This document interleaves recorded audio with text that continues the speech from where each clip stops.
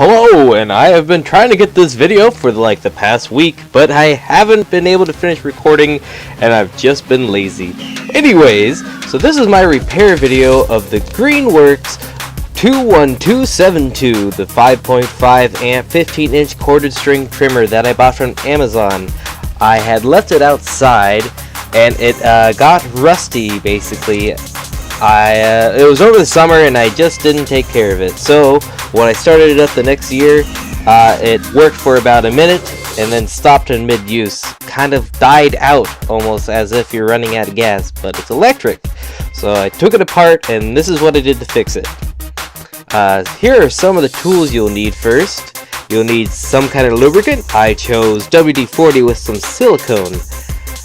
Some needle nose pliers, a soldering iron, a Torx bit size 15, a Phillips screwdriver, sanding block or some sort of soft sandpaper. You may also need some replacement carbon brushes and some solder, a knife, some kind of cleaning brush, and a multimeter. Alright, first step, you need to clean off the trimmer. You don't want any of that stuff to get inside the motor. Any dirt or grass or anything can mess it up, as it's pretty clean inside for the most part, and there's tight components. You don't want that stuff inside. First, on the bottom of the weed whacker, there will be a screw holding the plastic guard in place. I just need to take that off, make sure you keep it. It can be very rusty, so make sure you get a good connection with your Phillips screwdriver.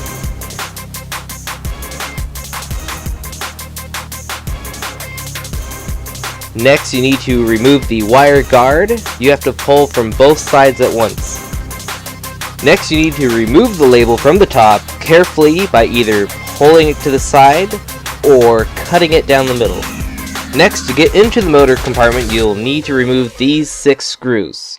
Some of them can be very tight, so be careful not to strip them.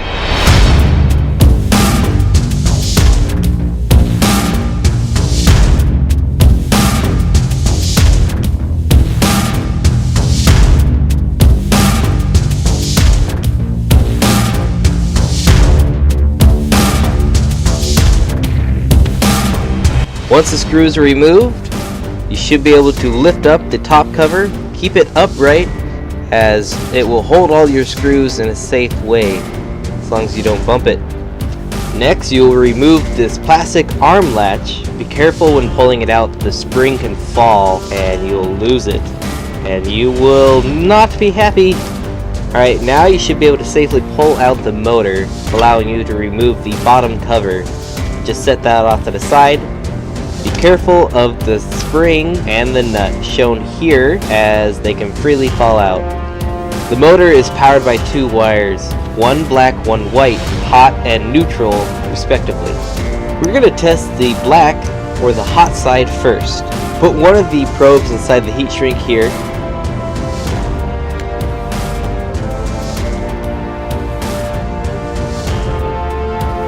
Now place the other probe and the small prong in the power connector, which is the hot side.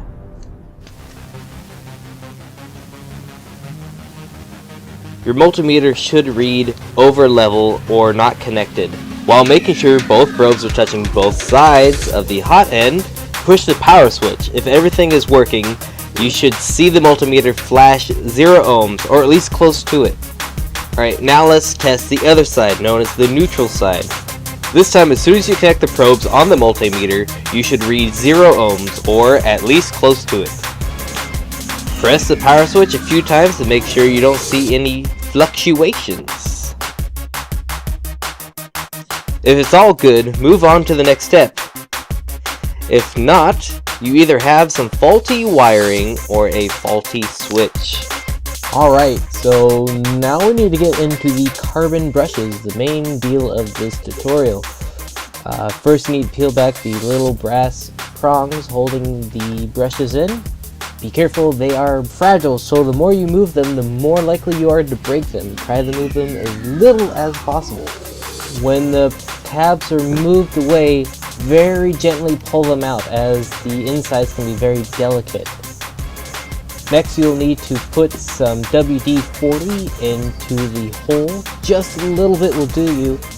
Once you're sure you've got it into the hole, just gently try to rock the brushes back and forth. If you're going to pull on it at all, make sure you grab it from the wire, as that's the strongest point. Do not pull too hard, as it is still very fragile. Otherwise you will have to replace it. Once you remove the brush, clean off any rust or debris you can see on there. Make sure it's nice and clean. Next, just take some paper towel with the pliers or however you want to do it. Just try to clean out the inside. Make sure there's no rust or anything so everything glides nice and smoothly. If you did break the brush, first you'll have to desolder any wire stuck to the original pad, and you'll also have to desolder the pad stuck to the new brush shown here in the picture. Once you desoldered the spring and everything's released, you'll most likely have to file the brush down to size, as it's unlikely you'll have the same size. So that's where the sandpaper comes in. Just lightly do each side. It is very easy to sand down, so be careful, as you can do too much very quickly. As you're sanding down, just keep trying. As soon as it fits in, you're good to go. Just don't do too much. You don't want this loose at all. You want it to be a snug fitting. Alright, so once you have it down to size, it's time to solder it on to the original pad. What I did is tinned the tip of the wire so I could bend the tip in an L shape. Allows a better surface contact to the pad, which makes a better solder contact. You can see how I pushed the wire through the spring and grabbed the end of the wire with some pliers.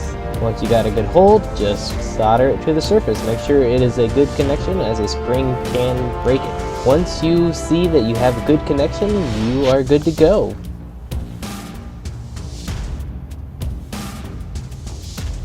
Just put it back down into the socket and make sure everything slides smoothly back and forth, and gently push the pins back down. You may need some pliers or your finger if your finger's not strong enough. And now just repeat this on the other side. Yay! Once you're done doing both sides, you're ready to assemble. Assembling can be tricky. First you will put the motor, with mine it was labeled up on the lower side of the case. You'll notice when you first spin the motor, if you replace any of the brushes, there will be a crunchy sound and the motor won't spin. Don't worry, this is normal. It is just the brushes wearing in and shaping to the motor. When assembling, you'll need to align the arm with the spring. I'm pointing to the points that needs to go into the spring there. It is a pain to keep together. Once you can hold that in place, now you're able to put the locking arm in place. Try to get the spring on the other side of the peg that is sticking out. Alright, the next important part is to align the wires coming from the motor into the arm. It'll be tricky. There's two slots on the inside of this little pocket here, and you'll need to make sure the wires fall into them, otherwise you will crimp and cut off the wires when assembling the top half. Alright, so once you feel like you have the wires and the springs all held down nice and tight, it is time to put the top cover on. Again, I made it look easy, but it took me at least 20 minutes to get this lined up. It is very difficult to hold together, as it all wants to fall apart. And just screw the screws back in and make sure they're nice and tight. There should not be any gaps along the edge and the seam. And then check the motor and make sure it's spinning.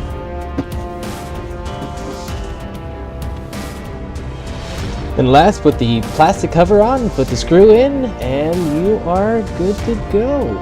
And that concludes this tutorial on assembling the Greenworks 21272 5.5 amp 15-inch corded string trimmer from Amazon.